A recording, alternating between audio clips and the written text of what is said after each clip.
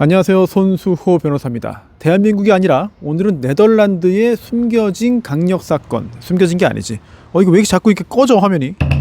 이 문틈으로 봤더니 우편물이 여러 개가 있었잖아요. 그 우편물 쌓인 거 언제부터 쌓였냐. 이날 사망하기 전에 엄마와 10년 동안 연락을 끊고 지냈습니다. 그리고 그 후에도 10년 동안, 미라가 된 후 그 10년 동안도 연락을 안 한 것이죠. 합해서 20년 동안 연락을 아예 끊고 살았습니다. 안녕하세요. 손수호 변호사입니다. 오늘은 대한민국이 아니라 네덜란드의 강력 사건을 소개해 드리겠습니다. 제가 지금 바로 사건의 현장에 나와 있습니다. 두 번째로 큰 도시죠. 로테르담 서부 주택가입니다. 얀 포르셀리스 스트라트의 한 아파트인데요. 2013년 이 평범한 주택가에 있는 아파트, 바로 제 등 뒤에 있는 이 건물입니다. 6B인데요. 이 번지수의 아파트에서 전 유럽이 경악한 충격적인 사건이 벌어졌습니다.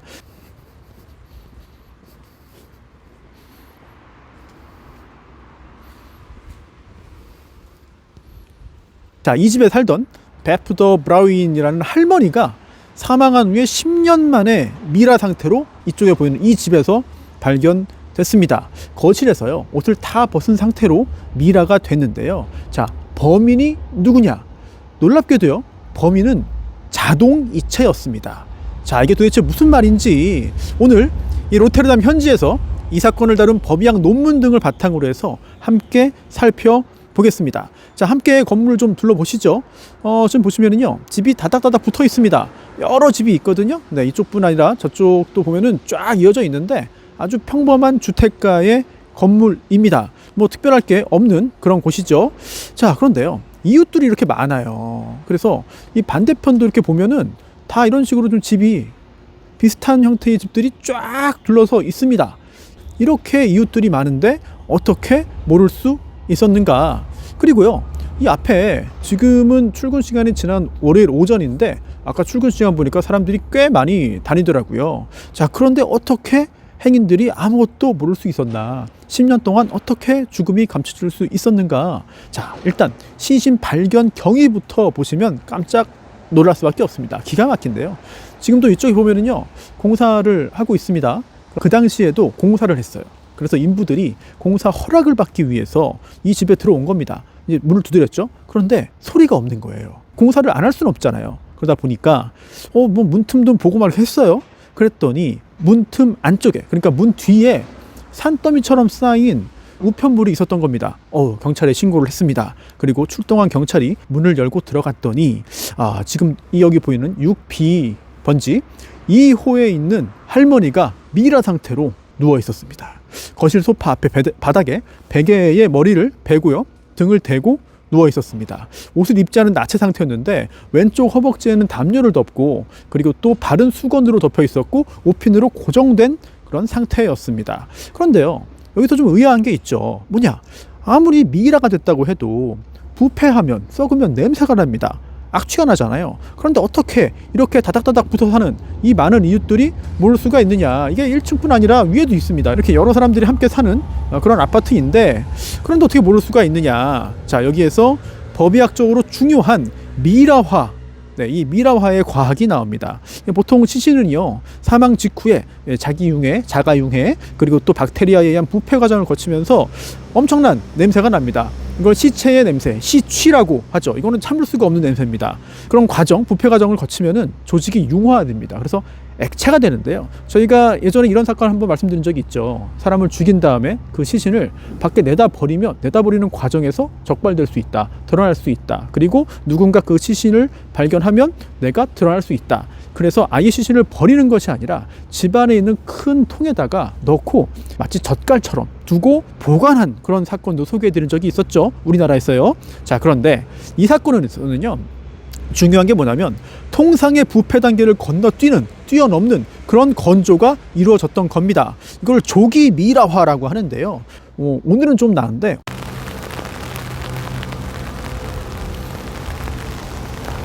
어제 눈보라가 졌거든요. 이제 몸 안으로 바람이 막 스며듭니다. 몸 안으로 들어와서 엄청난 한기를 느꼈던 그런 기억이 나는데,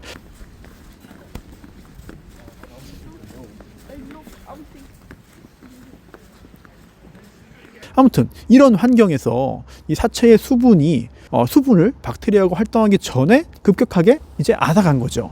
결국 탈수로 인해서 피부가 딱딱하게 되고 또한 어둡게 변한 겁니다. 자, 사실 과학적으로 이러한 미라화는요, 시간이 오래 걸립니다.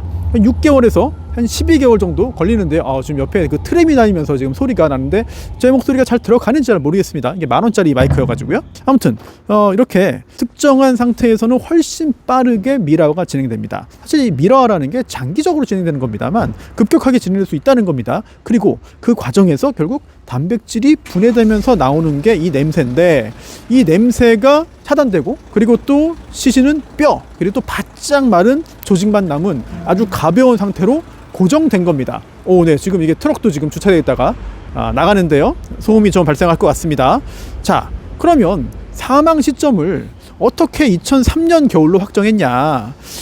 법곤충학도 동원이 됐고요. 또 그뿐만 아니라 이 테이블 위에, 당시 시신을 발견할 때 그 테이블 위에 TV 프로그램이 적힌 TV 가이드북이 있었습니다. 이게 펼쳐져 있었습니다. 그 주, 그때가 사망 시점이다 라고 볼 수 있죠. 그리고 또 하나 중요한 게 있습니다.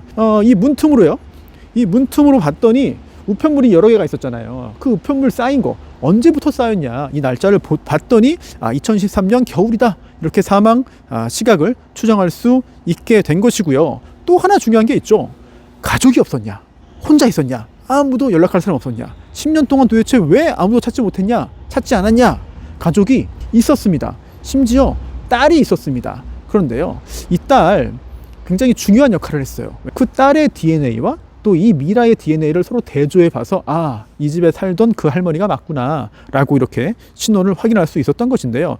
미라의 허벅지 근육에서 조직을 떼가지고 신원을 확인했습니다. 그런데 10년 뒤에도 이렇게 미라의 조직을 가지고 근육 조직으로 확인할 수 있었다는 것은 미라화가 굉장히 완벽하게 됐다, 이런 것들을 알 수 있는 것이고요. 아무튼 이 딸 사망하기 전에 엄마와 10년 동안 연락을 끊고 지냈습니다. 그리고 그 후에도 10년 동안, 미라가 된 후 그 10년 동안도 연락을 안 한 것이죠. 합해서 20년 동안 연락을 아예 끊고 살았습니다. 논문을 보면은요, 이 모녀 간에 어떤 비극적인 일이 있어서 연락을 끊고 살았다, 이런 이야기들도 담겨 있는데, 그래서 제가 아까 처음에 말씀드렸잖아요.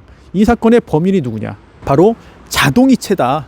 이게 무슨 말이냐? 사망 후에도요, 이 집에서 그러니까 이 사망자의 계좌에서 임대료가 계속 나갔습니다. 이 집 소유자가 아니었어요. 월세를 살던 세입자였습니다. 근데 월세가 꼬박꼬박 나가는 거예요. 지급이 된 겁니다. 연체가 됐으면 집주인이 찾았겠죠.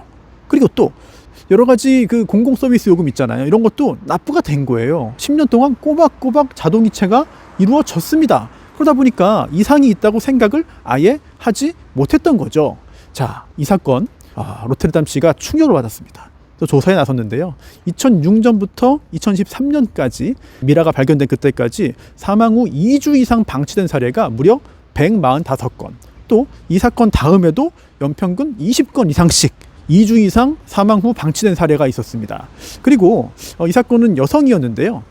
대부분이라고 볼 수 있죠. 네, 86%의 경우는 남성이었습니다. 그리고 그 중에 절반은 정신건강 서비스를 거부하거나 또는 약물 남용 이력이 있었습니다. 이 사건을 연구한 연구진은요, 특히 남성들이 여성에 비해서 이런 도움을 구하는 행동을 현저하게 덜한다라는 것도 특별하게 강조를 했는데요.